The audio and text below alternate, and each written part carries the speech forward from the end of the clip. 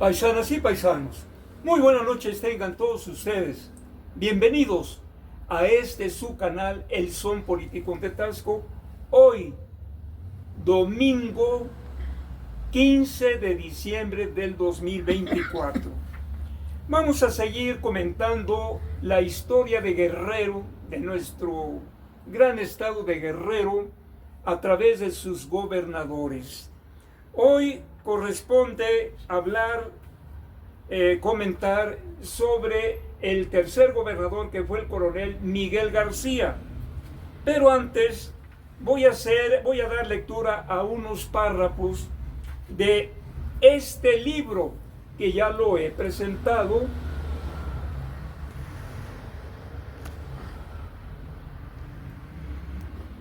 Son 2 tomos que la verdad fui muy afortunado que un gran doctor me regaló estos 2 tomos, y también de que habla sobre los gobernadores, para estar pues documentado, por supuesto.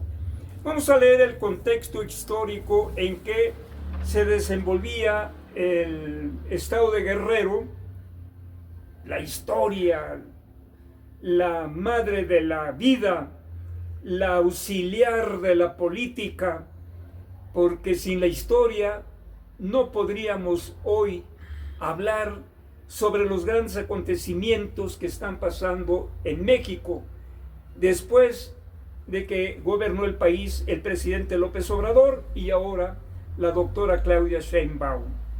Dice estos párrafos dicen así: en Guerrero, a diferencia de la Ciudad de México y de algunas otras regiones del país, la presencia del clero era relativamente menor.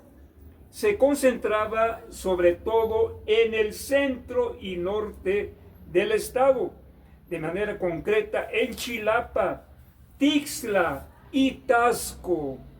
La montaña y las costas eran regiones que desde la colonia tenían poca atención religiosa. Era común que un párroco atendiera una zona tan extensa, y había pueblos que recibían su visita una vez por mes. El territorio dependía en materia religiosa de los obispados de Puebla, Michoacán y del arzobispado de México. Es decir, que cualquiera de sus 3 cabeceras episcopales estaba relativamente lejos. En todo el estado solo existía un convento, el de San Bernardino de Sena, aquí en Tasco, pues casi todos los clérigos regulares abandonaron la región desde el siglo XVIII. Las propiedades asociadas con el culto religioso estaban en manos de las parroquias, de los pueblos y de las cofradías, es decir, corporaciones que tenían como fin realizar y organizar el culto de un determinado santo. Para solventar las fiestas patronales y los gastos ordinarios del culto, las cofradías solían poseer ciertos bienes como tierras que arrendaban ya sea a los mismos miembros de la corporación o a particulares. A veces también poseían ganado que por lo general era puesto al cuidado de un mayordomo. Evidentemente, la riqueza entre una cofradía y otra variaba mucho dependiendo de la región y sus recursos, así como del caudal de sus miembros. De acuerdo a la tradición que venía desde la colonia, había cofradías de indios y de no indios. No obstante, para el siglo XIX, legalmente ya no existía esa separación, aunque existían cofradías con preponderancia o exclusivamente indígenas y otras con mestizos y blancos. Incluso cada grupo manifestaba inclinación por distintos santos. Esas eran las circunstancias históricas en esta época en que llega gobernador el coronel Miguel García. Fue un luchador incansable al lado del general Juan Álvarez, de tal suerte que por su lealtad y decidida participación en favor de la creación del estado de Guerrero, ocupó la gobernatura del estado en forma provisional durante la mayoría de las ausencias del gobierno de don Juan Álvarez. Posteriormente, por ministerio de ley, sustituye al general Tomás Moreno del 6 de mayo de 1856 al 22 de marzo de 1857.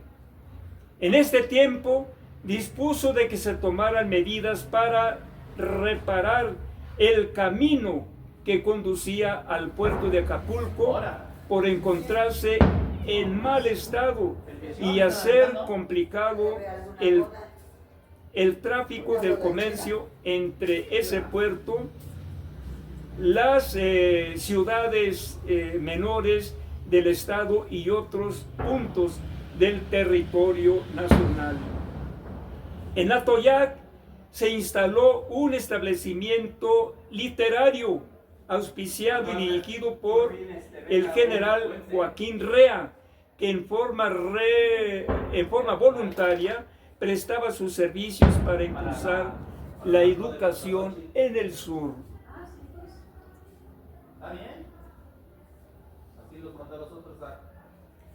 El Congreso Constituyente local trabajaba un proyecto de constitución para el Estado, presentándose los días 4 y 18 de noviembre de 1850. Dos proyectos de constitución, el primero formado por los diputados Cid del Prado y Quiñones, y el segundo por el diputado Ignacio Castañón y José María Añorbe. El siguiente paso fue un total desconocimiento, pues estando elaborados los proyectos, un grupo de diputados abandonó la capital del estado, Iguala, que estaba en Iguala, y se trasladaron a la ciudad de Chilpancingo, intentando declararla nueva capital del estado.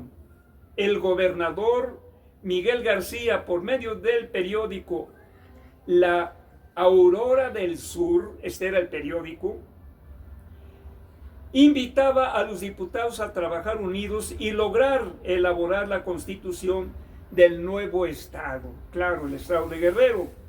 Ninguno de los dos bandos cedió. La fracción instalada en Iguala permaneció en dicha ciudad capital y los disidentes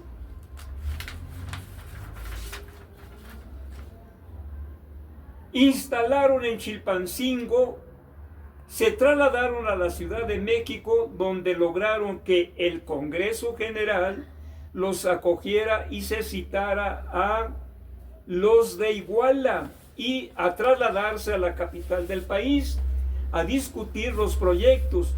Al no presentarse, los diputados reunidos en Iguala fueron desconocidos y llamados sus suplentes, y posteriormente el Congreso local, reunido en la Ciudad de México, se trasladó a Iguala, declarándose legalmente la instalación el 13 de enero de 1851.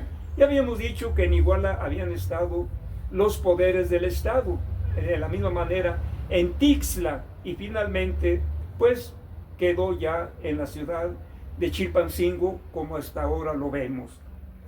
El 29 de noviembre de 1852, don Miguel García, fungiendo como gobernador interino de Guerrero, expide las ordenanzas municipales para la administración y dirección de los municipios.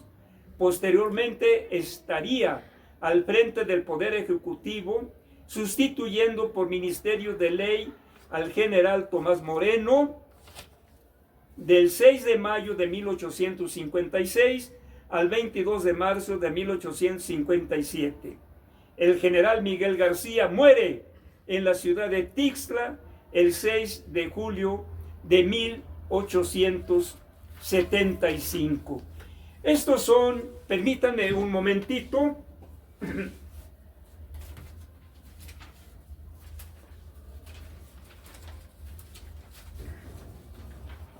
pido disculpas de hacerme a un ladito, pero vale la pena comentar lo siguiente. Dice aquí en el periódico La Jornada del día miércoles 11 de diciembre, integra Donald Trump un gabinete de ricos para ricos. El valor de sus fortunas, no, perdón, eso no lo voy a mencionar. El agente de la CIA, nuevo embajador en México, se llama Ronald D. Johnson, un militar, un halcón, de esos halcones peligrosos que coadyuvan al gobierno de los Estados Unidos a dar golpes de Estado. Dice también aquí en la jornada del jueves 12, en 20 años ningún militar de Estados Unidos había sido enviado como diplomático. Y aquí en la jornada del jueves 22 de diciembre dice en el encabezado, Sheinbaum, no habrá sumisión ante embajadores ni países. Paisanas y paisanos, esto es necesario comentarlo porque el gorila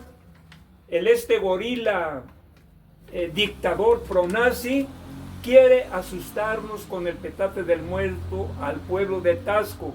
Hoy son otros tiempos. El pueblo de Guerrero, el pueblo de México ya despertó y ya no son las condiciones cuando estaban los gobernantes del neoliberalismo que se ponían de tapete ante el imperialismo. El imperialismo hoy en día que recibe Donald Trump es un imperialismo que ya viene en decadencia desde hace tiempo. Hoy los Estados Unidos, no el país, porque quienes dirigen el país es la gente más rica, los grandes consorcios norteamericanos, los que conforman el imperialismo. Pero ese imperialismo ya no es hegemónico, ya no hay que tenerle miedo, ya ese gorilato está en decadencia y suponemos que Trump tiene miedo porque hoy en día han surgido otras potencias que le están haciendo contrapeso, como son China, como son Rusia, Brasil, parte de África, los Emiratos Árabes, entre otros países que están conformando el bloque del sur denominado los BRICS. Así que, paisanas y paisanos, de todos modos, estemos alerta. El pueblo de México debe de estar unido en torno a la doctora Claudia Sheinbaum, en torno a su gabinete, a este régimen que es un régimen democrático y que vamos a hacer esta consolidación de la democracia. Hoy justamente me parece que hoy se inauguró el último tramo del Tren Maya, lo cual nos llena de alegría, lo cual un gran reconocimiento al presidente López Obrador por esas grandes obras, brillantes obras faraónicas que están, por supuesto, al servicio del pueblo mexicano y al servicio de los extranjeros, ¿por qué no? Porque vendrán muchos, ya de hecho ya están viniendo muchos extranjeros que tenían la duda, porque la derecha de México dijo que eran obras intrascendentes, que no iban a funcionar, pero hoy en día se están dando con una piedra en la boca y tendrán que reconocer que estas grandes obras que no hicieron los de la derecha, desde Miguel de la Madrid hasta Peña Nieto, con el presidente López Obrador, se realizaron, y hoy en día la doctora Claudia Sheinbaum va a continuar realizando grandes obras materiales, además de seguir beneficiando a la gente más menesterosa, a la gente que más lo necesita, a la gente que hoy en día los mexicanos del pueblo ya despertaron y que ahora todo el apoyo al régimen de la doctora Claudia Sheinbaum, a pesar de las malas intenciones de la derecha, que les arde la cara el reconocer ahora que el tiempo, más de 30 años, no hicieron más que robar, saquear, implementar el pillaje en las arcas de nuestro país. Paisanas y paisanos, pues son mis comentarios de hoy en día, conociendo la historia de Guerrero a través de sus gobernadores. Y bueno, seguiremos porque sin duda la historia, en este caso desde la revolución de Ayutla, nos está poniendo al tanto cómo ha venido evolucionando la política, la historia, todo, la ideología, cómo ha venido evolucionando a través de sus gobernantes. Y hoy en día, pues obviamente que nos sentimos orgullosos de ser guerrerenses, de ser tasqueños, de ser mexicanos. Paisanas y paisanos, muy buenas noches por este día, y reciban mis comentarios, ojalá sean de su agrado. Muy buenas noches tengan todos ustedes y nos veremos próximamente. Hasta pronto. Perdón, este es su canal El Son Politicón de Tasco, con el profe Alanís, y en los controles técnicos me apoya mi hijo Apolo Iván. Hasta pronto.